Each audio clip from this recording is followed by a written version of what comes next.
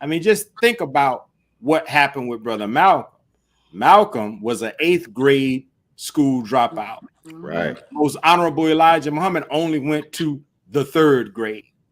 And yet, with Malcolm's own commitment to gaining knowledge, coupled with what the Honorable Elijah Muhammad gave him, this young man who only went to the 8th grade in school and was in prison, he came out of prison and he was able to go and win debates against Ivy League professors at Harvard and Yale and these kinds of places.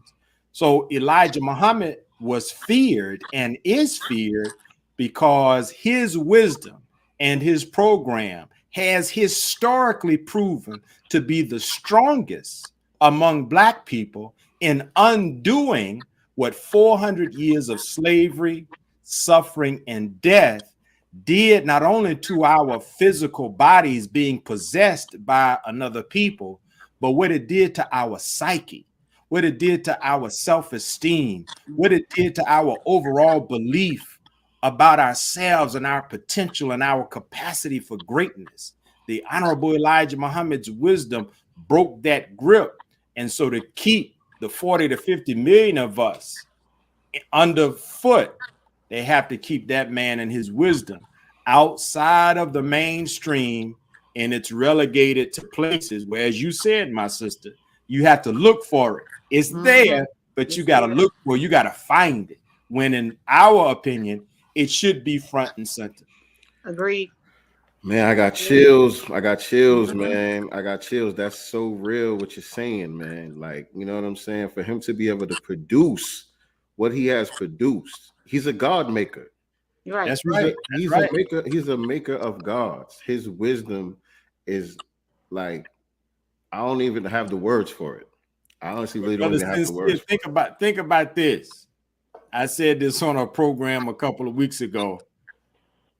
Think about a man that made Black people Muslims using primarily the Christian Bible. Now, you know that's a bad man. Right. That's a bad man. He took the Bible, as we talking about how to eat to live, the first thing he taught us was we have to stop eating pork. Well, he didn't take us because we didn't know anything about the Holy Quran. So he couldn't go to the Quran and use it as an authority to motivate us to make that behavioral change. He went to the book that we knew something about. We really didn't understand it either as a people, because the slave masters, they didn't give us the truth of the Bible. Matter of fact, there in the wonderful New African American History Museum in DC, they have on display what they call the Slave Bible, where the plantation owners literally created a Bible where they literally ripped out all of the revolutionary passages, and then they gave that to their slaves to use. And so the Honorable Elijah Muhammad will go down in history, I believe, for one thing for certain, is how he was able to make a nation of Black people identify themselves as Muslim, but in the early days, their primary text was the Christian Bible. Right. Extraordinary.